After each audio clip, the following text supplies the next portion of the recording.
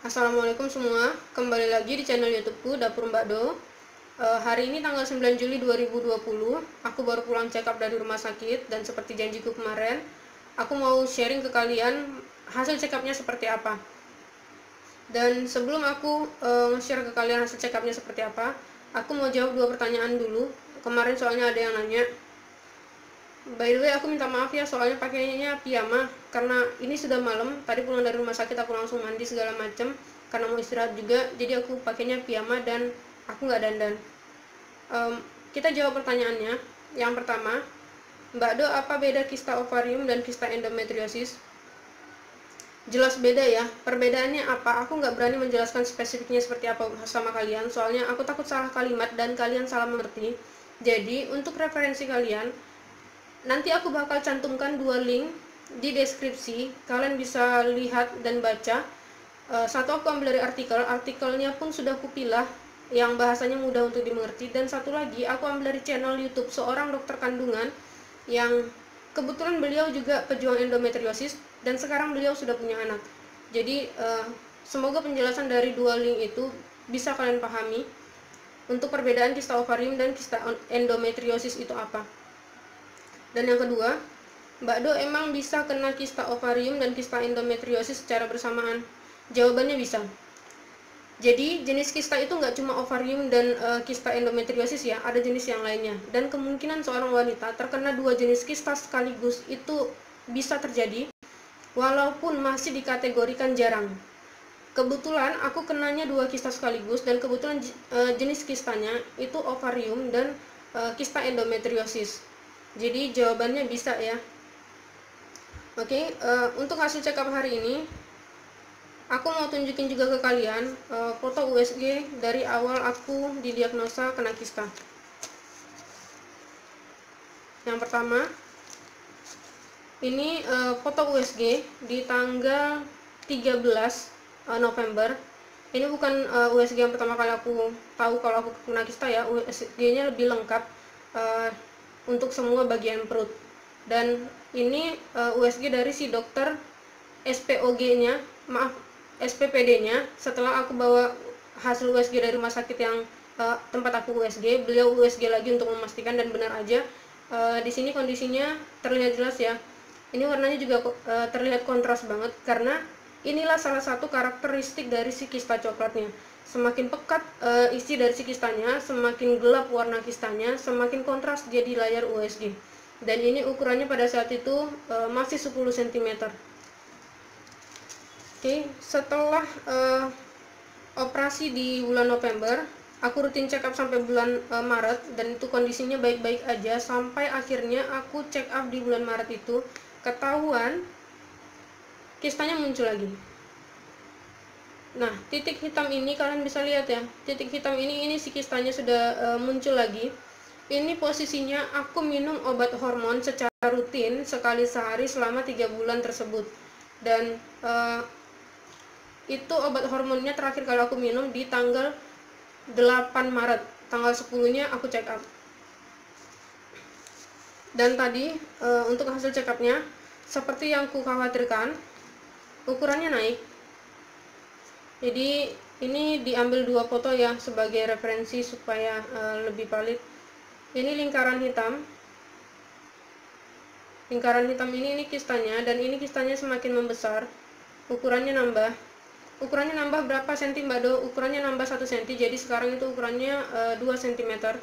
Kalau yang di bulan Maret ukurannya 1 cm, sekarang 2 cm.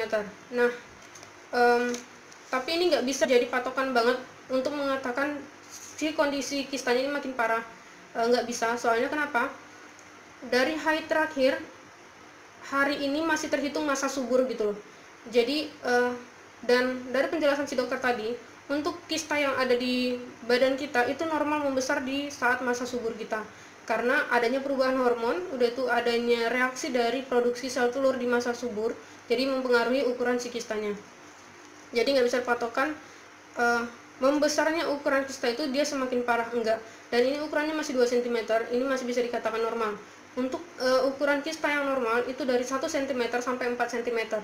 di atas 4 cm baru bisa dikatakan abnormal, dan untuk penanganannya nggak selamanya harus operasi. Karena apa? Balik lagi ke observasi si badan pasien itu seperti apa sih untuk merespon si kistanya gitu loh.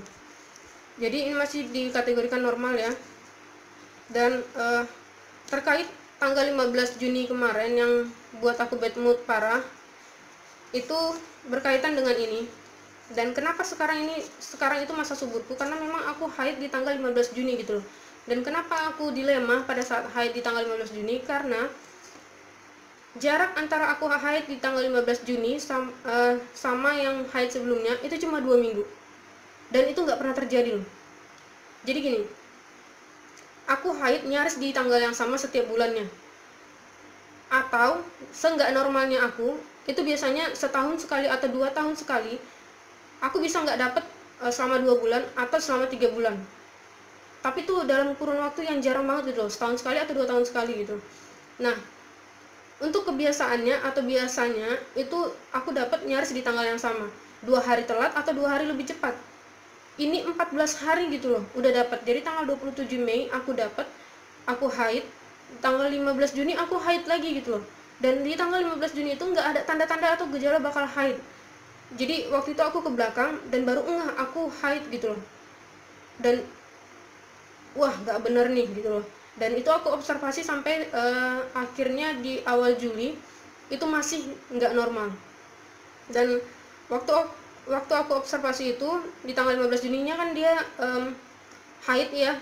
Di tanggal 20 Juninya karena kemarin aku sempat putus minum obatnya, aku mulai minum obat lagi. Dan obat yang aku minum itu apa? Obat yang aku minum itu JSR Kista. JSR Kista itu apa Mbak Do? Kalian bisa search lah nanti. Itu resep ramuan dari Ustadz Zaidul Akbar, dan menurutku ya itu bekerja banget. Kalau ke badanku, nggak tahu ke badan kalian, tapi kalau bisa minum deh. Aku rekomen banget buat kalian untuk pejuang kista, apalagi kista ovarium atau kista coklat. Nah, kenapa Mbak Do bad moodnya sampai bulan Juli? Karena gini, aku dapat itu di tanggal 15 Juni ya, dan untuk normalnya otomatis aku dapat sekitar tanggal 15 Juli lagi dong. Berarti untuk gejalanya biasanya muncul di badanku itu seminggu sebelum dapat. Berarti dalam kata lain gejalanya itu muncul di tanggal 7 Juli atau tanggal 8 Juli gitulah, something itulah. Nah, ini enggak gitu. Tanggal 29 Juni sampai awal Juli aku sudah menunjukkan gejala bakal haid lagi. Itulah yang menjadi ketakutanku dan bahan pikiranku. Kalau sampai aku haid lagi sebelum tanggal 10 Juli, berarti 2 kali siklus aku haidnya nggak normal. Dan nggak cuma perkara tanggal ya, dan nggak cuma perkara jarak haidnya seperti apa, tapi ada beberapa kondisi haidnya seperti apa, itu juga jadi not banget buatku, yang bisa dikatakan itu nggak normal buat badanku. Dan tadi aku udah sampaikan juga ke dokternya, itu jadi bahan observasinya kita untuk kedepannya kistanya ini perkembangannya seperti apa.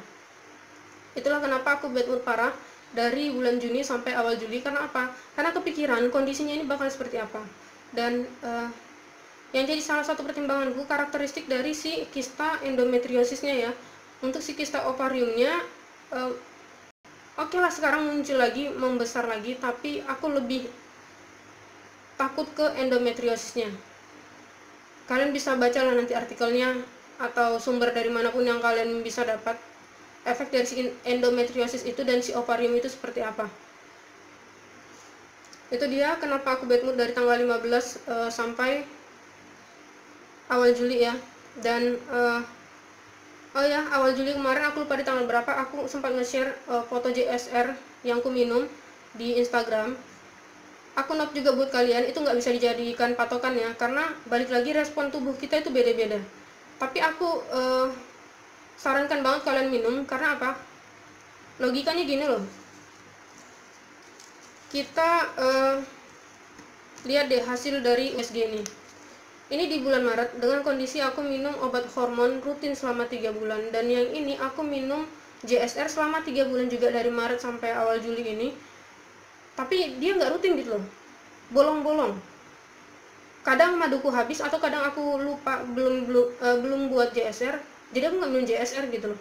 Dan jadi nggak bisa jadi patokan herbal itu nggak ngefek, nggak, herbal itu bisa jadi ngefek, tapi balik lagi ya respon tubuh kalian seperti apa.